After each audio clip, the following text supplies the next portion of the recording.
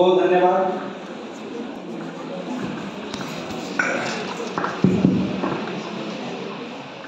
धन्य वेदांतों के स्वामी हैं, मैं उनको धन्यवाद देना चाहता हूं कि उन्होंने मुझे आज इस कार्यक्रम के लायक समझा और मुझे आमंत्रित किया।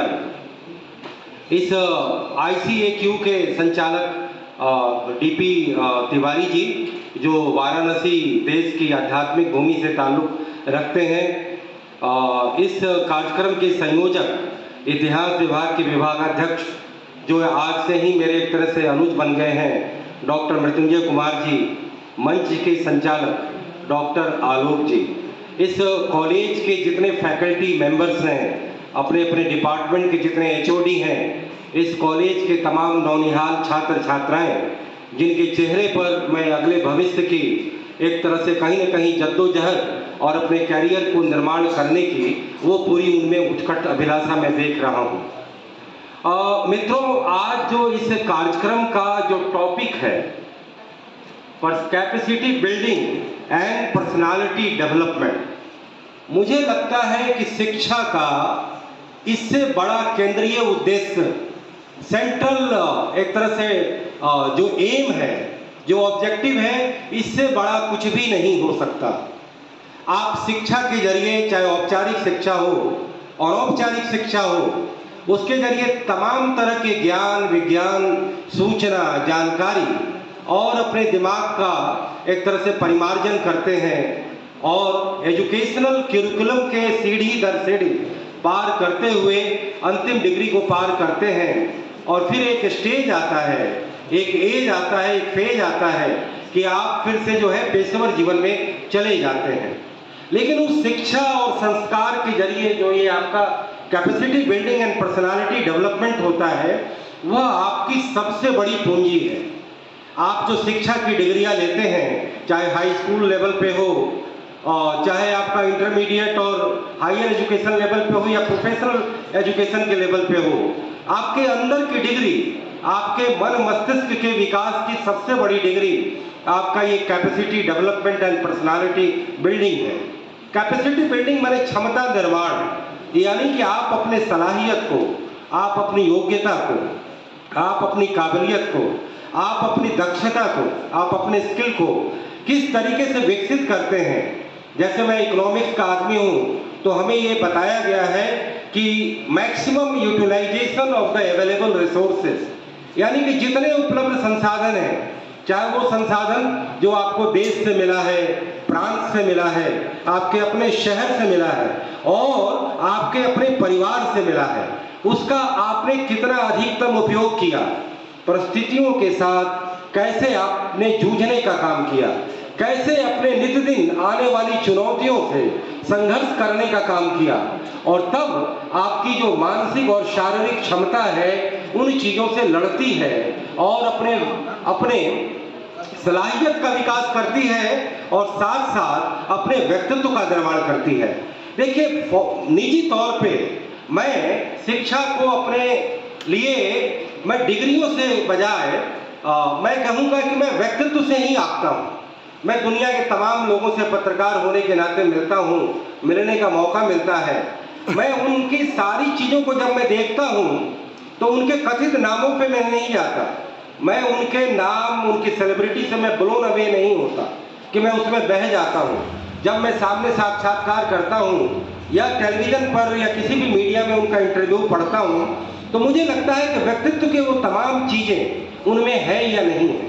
अब आप कहेंगे कि व्यक्तित्व क्या है, तो व्यक्तित्व में तो यह है कि सबसे पहले विनम्र होना, दूसरा है कि आप में धैर्य कितना है, पेशेंस कितना है, तीसरा यह है कि आप कितने वेल इन्फॉर्म्ड हैं, चौथा ये कि अपने समाज के तमाम तबकों के प्रति कितने संवेदनशील हैं, कितनी आप में संवेदना है, यानी कि गरीबों को देखते हैं तो आप द्रवित हो जाते हैं, अपंगों और विकलांगों को देखते हैं तो आपके मन में करुणा जग जाती है, आप किसी बड़े खिलाड़ी को देखते हैं तो आप उससे प्रेरित हो जाते हैं कि मैं भी कुछ करूं, आप कोई बड़े कवि, लेखक, ओरेटर को देखते हैं तो आपका भी एड्रेनलिन जो है वो तेजी से चलने लगता है कि मैं भी काश एक बड़ा कलाकार बनूं, बड़ा वक्ता बनूं, बड़ा अध्येता बनूं, बड़ा जो है साइंटिस्ट बनूं, बड़ा इंजीनियर बनूं, ये कहीं ना कहीं पर्सनालिटी डेवलपमेंट का ही हिस्सा है।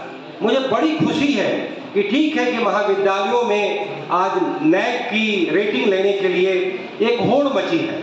मैं इसे, हालांकि व्यक्तिगत तौर पे मैं इससे सहमत नहीं हूँ। मेरा ये मानना है कि देश के 30,000 college, 30 lakh primary school, 4 lakh करीब हाई स्कूल और करीब करीब इतनी ही संख्या में जो मिडिल स्कूल हैं और करीब 1000 यूनिवर्सिटी और उसमें पढ़ने वाले करीब 26 करोड़ स्टूडेंट, उन सब का जो सबसे बड़ा जो शिक्षा का जो उद्देश्य है वह उनका चरित्र निर्माण, उनकी नैतिक शिक्षा और कुल मिलाकर के व्यक्तित्व का विकास। दोस्तों, मैं बताता चलूं कि जब मैं बचपन में था तो मेरे पिताजी ने एक किताब खरीद करके दिया था कि how to influence people and win friends. ये डायल कार्नेगी की लिखी हुई पुस्तक थी जो दुनिया में बड़ी बेस्ट सेलर बुक मानी जाती है। और मुझे लगता है कि मैं 10वीं या 11वीं का छात्र था तो वह किताब मैंने पढ़ा और किताब पढ़ने के बाद मुझे ये लगा, जो उसका जो सबसे सेंट्रल पॉइंट आया कि हमेशा दूसरों की तारीफ करिए, हमेशा दूसरों की तारीफ करिए। लेकिन तारीफ करने का मतलब ये नहीं कि मैं राजनीतिक तौर पर कहूँ कि आप लोगों की झूठी तारीफ करें। देखिए, आपको झूठी तारीफ करने की जरूरत नहीं है। आप दुनिया में किसी भी व्यक्ति को लीजिए और उससे रूबरू होइए और उसके सारे चाल ढाल, उसके सारे रूप रंग, उसकी पढ़ाई लिखाई और उन सारी चीजों पर गौर करिए तो आपको लगेगा कि वह व्यक्ति अगर कथित रूप से, तथा कथित रूप से बड़ा बदनाम भी है, बड़ा ही एक तरह से अप्रिय भी है, तब भी उसके पास, उसके खाते में कई सारे गुणों का आप दीदार कर सकते हैं। उसमें आप कई सारी अच्छाइयां ढूंढ सकते हैं। दुनिया में कोई ऐसा व्यक्ति नहीं है जिसमें कि लाख कमियां भी हो तो उसमें अच्छाइयां न हो। डिपेंड करता है कि देखने वालों का नजर कैसा है। यानी कि आप जो अपने आई से जो बिहोल्ड करते हैं और जो आपके मन में जो चीज आप देखना चाहते हैं वो चीज आपको दिख जाता है। और जब मैं आपको एक बात बता दूं कि जब पर्सनालिटी डेवलपमेंट की बात होती है तो दो चीज होता है, एक होता है बाह्य व्यक्तित्व और एक होता है आंतरिक व्यक्तित्व। बाह्य व्यक्तित्व का मतलब यह है कि भगवान ने, आनुवांशिकी ने, हेरिडिटरी ने, जो एक बायोलॉजिकल फैक्टर है, जो एक नेचुरल फैक्टर है, जैसे मेरे माँ बाप हैं, जैसे हमारे पुराने जो वो रही हैं, पीढ़ियाँ रही हैं, वैसा हम रूप रंग, जो एक फिजिकल जो रूप रंग है वो हम पाते हैं। अलग अलग नस्ल, अलग अलग होमोसेपियंस जीव के करीब करीब 4 या 5 मेन कैटेगरी हैं। तो उस कैटेगरी में हम पैदा हुए हैं। किसी की लंबाई ज़्यादा, किसी की कम, किसी की आँख छोटी, किसी की बड़ी, किसी की नाक चपटी, किसी की खड़ी, किसी का रंग गोरा, किसी का भूरा, किसी का सांवला। तो कुल मिलाकर के ये जो बाह्य रूप रंग है ये हमारे हाथों में नहीं है। हमारे हाथों में है व्यक्तित्व का जो आंतरिक व्यक्तित्व है, जो ज्यादा इंपॉर्टेंट होता है। आपको मैं बताता चलूं कि मैं भी व्यक्तित्व को बड़ा महत्व देता हूं। ये बड़ा संयोग है कि प्रिंसिपल साहब ने मुझे बुलाया और पर्सनालिटी डेवलपमेंट मेरी कहीं ना कहीं आकलन में, ऑब्जर्वेशन में मेरे लिए बड़ा ही प्रायोरिटी रखता है। मैं तमाम वो नेता या खिलाड़ी या बड़े सेलिब्रिटी या मेरे ही फील्ड के जो बड़े बड़े जो प्रातः स्मरणीय नाम हैं, उनके मैं नामों में नहीं जाता, मैं उनके व्यक्तित्व को देखता हूं। अगर कोई व्यक्तित्व मुझे अपील करता है तो मैं उसके नाम की परवाह किए बगैर वह मेरे लिए बहुत ही ज़्यादा प्रिय होता है। और यदि कथित रूप से वो नामचीन भी है तो वह मेरे लिए उतना प्रिय नहीं होता है। तो फिर हम जो व्यक्तित्वों की बात करते हैं तो आंतरिक व्यक्तित्व ही व्यक्तित्व का असल रूप है। आप चाहे कितने भी ठिगरे कट के हो, सांवले कट के हो, और चाहे आप विकलांग ही हो या दिव्यांग ही हो, अगर आपका आंतरिक व्यक्तित्व में स्पार्क है, आपके गुण, ज्ञान, आपका की संवेदनशीलता, आपकी परख, आपकी शैली, आपका अप्रोच, आपका नजरिया, आपका परसेप्शन, आपकी पर्सपेक्टिव, यदि आपकी वो चीजें मजी हुई हैं तो वह सोने के कुंदन की तरह निखरेगी और वो आपके रूप लावण्य के बजाय वो अंदर से मुखरित होगी। और वही आपकी शिक्षा का सबसे बड़ा उद्देश्य है। मुझे बड़ी खुशी है कि इस विषय का चयन किया गया। कल भी एक कार्यक्रम किया गया उच्च शिक्षा पर, उसकी चुनौतियां मुझे बड़े अच्छे से समझ में आती है। मैं रहता दिल्ली में हूं लेकिन बिहार की इस समस्या को मैं यूनिक समस्या मानता हूं मैं अपने कॉलेज के दिनों में भी मैं देखता था तो उस समय ये समस्या नहीं थी, स्टूडेंट की प्रेजेंस की समस्या नहीं थी, नंबर ऑफ फैकल्टीज की समस्या नहीं थी, लेकिन क्लासेस तो जरूर सस्पेंड हुआ करते थे। पढ़ाई का कल्चर नहीं था, मैं ये साफ तौर पर कह रहा हूँ, क्योंकि इसमें कहीं ना कहीं जो शिक्षा के जो नियामक हैं, जो एडमिनिस्ट्रेटर हैं, जो ऊपर से सब जो कंट्रोल करते हैं, उनके तरफ से भी दर्शाई गई कमी है। ये राजनीतिक इच्छा शक्ति का प्रश्न है, ये चीज पर्सनल पहल से नहीं हो सकती। हो सकता है आपके जितने कॉलेज के अभी डिपार्टमेंट हेड से मैं मिला, सबकी पृष्ठभूमि अच्छी है, सब अच्छे पढ़े लिखे टीचर्स हैं, वह व्यक्तिगत रूप से कुछ कर भी नहीं सकते। प्रिंसिपल साहब भी तमाम प्रयासों के बावजूद वो सारी चीजें नहीं कर सकती जो उनके हाथ में नहीं है। तो कहीं ना कहीं बिहार के उच्च शिक्षा के नियामकों के लिए यह बहुत बड़ी चुनौती है कि बिहार में उच्च शिक्षा का एक नया परिवेश निर्मित करें, उसकी नई संस्कृति विकसित करें, और कहीं ना कहीं स्टूडेंट्स को यह तय हमें बताना पड़ेगा कि उनकी समस्या क्या है। सारे प्रिंसिपल लोग, मेरी और प्रिंसिपल से बात हुई, उन्होंने भी कहा कि नंबर ऑफ टीचर्स कम है, बच्चे क्यों आए, बच्चों के प्रति उनकी खुद की सहानुभूति है कि बच्चे आएंगे तो समय खराब होगा। तो कहीं ना कहीं ये राजनीतिक इच्छा शक्ति जो हमारे शिक्षा के नियामकों में है, उन्हें ये कॉल लेना पड़ेगा कि बिहार के वो जितने 100 कॉलेज हैं या जो 1 दर्जन करीब यूनिवर्सिटी हैं, उसमें नंबर ऑफ फैकल्टी, अब आप उसके अपॉइंटमेंट पर जाएंगे। अब ये विषय तो कुछ और है, मैं पूरे देश में देश की तमाम समस्याओं को लेकर के विमर्श करता हूँ, अपना YouTube प्रोग्राम बनाता हूँ, अखबारों में लेख लिखता हूँ, बड़ी बड़ी मैंने 6 किताबें भी लिखी हैं, भ्रष्टाचार सुशासन, उसमें समाज के देश के सिस्टम के हर क्षेत्र पर तबसरा है, और बिल्कुल ही ईमानदार तबसरा है, बिल्कुल निष्पक्ष है। और मैंने उन सारे जगहों पर टॉर्च जलाने का प्रयास किया है जहां पर टॉर्च की रोशनी नहीं पहुंचती थी, जहां अंधियारा था, जो छिपा हुआ था, और उसके जरिए मैं सिस्टम के सही पर्सपेक्टिव को सामने लाने का प्रयास किया है। जब मैं बिहार की उच्च शिक्षा पर गौर करता हूं तो मुझे लगता है कि आप शिक्षकों की बहाली आप परमानेंट पर क्यों करने जा रहे हैं।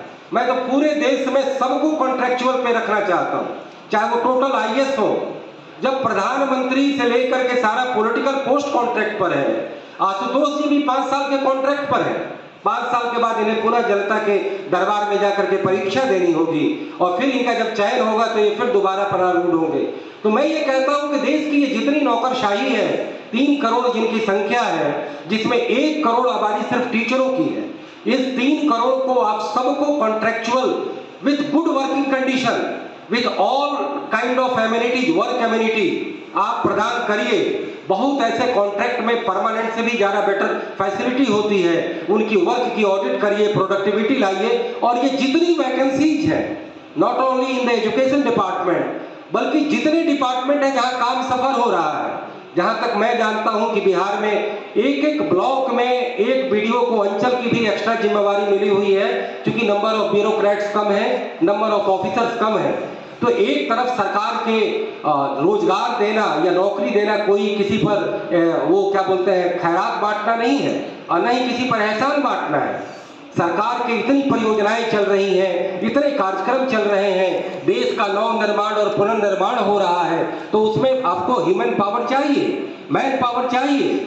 मुझे लगता है कि कई बार बड़े बड़े कंस्ट्रक्शन प्रोजेक्ट चलते हैं, रातों रात लेबरों की डिमांड आती है, लेबर नहीं मिल पाते हैं, जबकि जनसंख्या बहुल देश है, बेरोजगारी है। तो कहीं ना कहीं रोजगार और बेरोजगारी को लेकर के अलग अलग ऑडिट करने की जरूरत है, ऐसी प्रैक्टिकल पॉलिसीज बनाने की जरूरत है जिसमें कोई पॉलिटिकल करेक्टनेस और पॉलिटिकल इनकरेक्टनेस की कोई गुंजाइश नहीं हो, केवल देश हित, समाज हित और सिस्टम हित की बात हो। लेकिन मैं विषयांतर नहीं होना चाहता, मौजूद है कि आप देश के तमाम जो छात्र हैं उनकी कैपेसिटी बिल्डिंग और पर्सनालिटी डेवलपमेंट, मुझे लगता है कि अबुल कलाम जो हमारे APJ अब्दुल कलाम जो राष्ट्रपति थे, मैं चूंकि करप्शन पर मैंने बहुत बड़ी किताब लिखी है, तो मैंने दुनिया की सारी ऑनलाइन और ऑफलाइन पुस्तकों को पढ़ा है।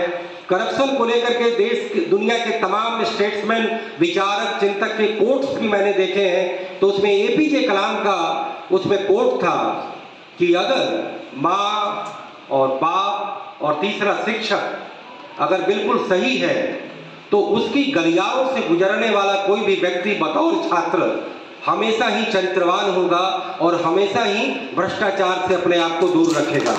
तो ऐसे ही मेरा कहने का मतलब है कि व्यक्तित्व विकास वह एक बड़ी एक तरह से जमा पूंजी है जो आपको कहीं न कहीं आपको नैतिक भी बनाती है, आपको गुणवान भी बनाती है, आपको ज्ञानवान भी बनाती है, आपको चरित्रवान भी बनाती है, आपको क्षमतावान भी बनाती है और आपके बुद्धि और विवेक का एक कहीं न कहीं एक तरह से उसे परिमार्जित करने का एक तरह से आपको मौका देती है। तो व्यक्तित्व विकास एक तरह से आपका एक टोटलिटी है, आपका एक टोटल डेवलपमेंट है, जो कि केवल मैंने देखा है कई ऐसे प्रतिभाशाली छात्र, और वैसे भी बिहार तो प्रतिभाशाली छात्रों की एक तरह से बहुत बड़ी भूमि है। बिहार के जो छात्र में यदि प्रतिभा खोजना है तो आपके बिहार के कॉलेजों और विश्वविद्यालयों में नहीं, आपको अमेरिका, लंदन, दिल्ली, बॉम्बे, चाहे वो बड़ी यूनिवर्सिटीज हो इंजीनियरिंग की, आपकी टेक्नोलॉजी की, मेडिकल की या IAS एकेडमी हो, वहाँ आप देख सकते हैं। मैंने बड़े बड़े क्षमतावान और प्रतिभावान लोगों को देखा है, लेकिन मैं ये दावा नहीं कर सकता कि सबका उसमें बड़ा ही उत्तम व्यक्तित्व था, सबकी पर्सनालिटी डेवलपमेंट बड़ी हाई डिग्री की थी। तो कहीं न कहीं पर्सनालिटी डेवलपमेंट बच्चों आपका केंद्रीय विषय होना चाहिए। इस वर्कशॉप के द्वारा आपको वह प्रेरणा मिलनी चाहिए, वह संकल्प शक्ति आपको मिलनी चाहिए, आप में वह एक जज्बा आना चाहिए, आप में वह एक इनर पावर, एक आंतरिक शक्ति उद्वेलित होनी चाहिए, जिससे कि आपको ये लगे कि हम अच्छे काम करके भी बहुत धनवान बन सकते हैं। हमारे भारतीय समाज में एक प्रचलन है कि जब तक आप 2 नंबर नहीं करते तब तक आपके यहाँ धन और संपत्ति नहीं आती। ये गलत अवधारणा है। पश्चिम में आप जाएं, अमेरिका और यूरोप में, तो वहाँ करप्शन की मात्रा रैंकिंग में बड़ी कम है, बड़ी मुश्किल से करप्शन होता है, लेकिन सब लोग वहाँ पर मिलियनायर हैं, सबका लाइफ स्टैंडर्ड हाई है, कोई गलत नहीं करता, वहाँ रेगुलेटर हर काम में लगा हुआ है, मीडियोक्रिटी के लिए कोई जगह नहीं।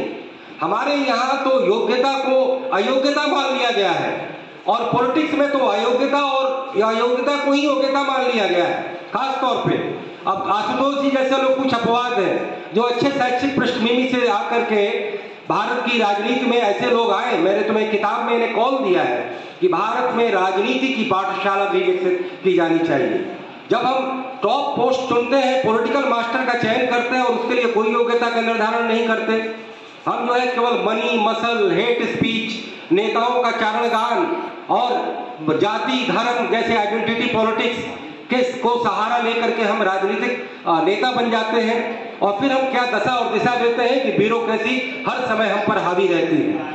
तो कुल मिलाकर के पॉलिटिशियन और ब्यूरोक्रेसी का जब तक संतुलन नहीं बनेगा इस सिस्टम में, तब तक ज़्यादा बेहतर पॉलिसी नहीं बनेगी और उससे भी ज़्यादा बेहतर इम्प्लीमेंटेशन नहीं होगा। आप आने वाली पीढ़ी के कर्णधार हैं। आने वाले समय में आप ही देश की बागडोर अलग अलग रूपों में संभालेंगे। आपको अलग अलग चुनौतियां झेलनी पड़ेगी, अलग अलग परेशानियां झेलनी पड़ेगी, अलग अलग चैलेंजेस सहने पड़ेंगे, और फिर उसमें आपकी परीक्षा होगी आपके आंतरिक व्यक्तित्व की भी, बाह्य व्यक्तित्व की भी। बाह्य व्यक्तित्व क्षणिक रूप से जरूर लोगों को आकर्षित करता है, लेकिन अस्थायी आकर्षण आंतरिक व्यक्तित्व में ही होता है। और आंतरिक व्यक्तित्व में भारत की जो परंपरा में जो तमाम चरित्र के जो फैक्टर दिए गए हैं, और साथ साथ जो हमारी आधुनिक जो वर्क एथिक्स है, वह भी उसका मिश्रण होता है। कभी आप बॉम्बे में जाएं तो बॉम्बे में पता चलेगा कि वहाँ का जो सिविक बिहेवियर है बड़ी ही नैतिकता से परिपूर्ण है। कोई उल्टा बात नहीं करेगा, कोई लाइन से बेलाइन नहीं होगा, कोई एक दूसरे को धक्का नहीं देगा, कोई किसी से ऊंची बात नहीं करेगा। ये सब क्या है? ये सिविक बिहेवियर है, लोक व्यवहार है।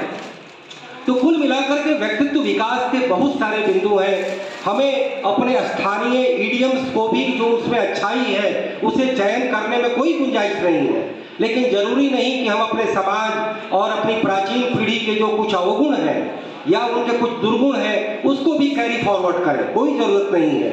हमें इस बात को अच्छे से लेना होगा कि हम अच्छे नैतिकवान, चरित्रवान बन के ज़्यादा जो है धनवान भी बन सकते हैं, गुणवान भी बन सकते हैं, विद्वान भी बन सकते हैं और रूपवान भी बन सकते हैं और देश और दुनिया में अपना नाम रोशन कर सकते हैं। अपने महाविद्यालय का, अपने प्राचार्य का, अपने शिक्षक का और अपने माँ बाप का जो है चिराग जो है आप बुलंद कर सकते हैं। मुझे लगता है, मुझे पता नहीं कि इस कार्यक्रम की समय सीमा क्या है, लेकिन मुझे लगता है कि शायद समय कम ही है, अभी मुख्य अतिथि को भी बोलना है, तो मैं अपनी इस बात को विराम देता हूं और आपके भविष्य की मंगल कामनाओं के लिए बहुत बहुत सारी शुभकामनाएं अर्पित करता हूं। और अंत में हम सारे मुख्य अतिथि और खास करके प्राचार्य महोदय को बहुत बहुत साधुवाद मैं देना चाहता हूं कि उनके इस प्रयासों से कहीं न कहीं ये शून्य से जो सफल तय हुआ है वह शिखर तक पहुंचेगा। बहुत बहुत धन्यवाद। नमस्कार।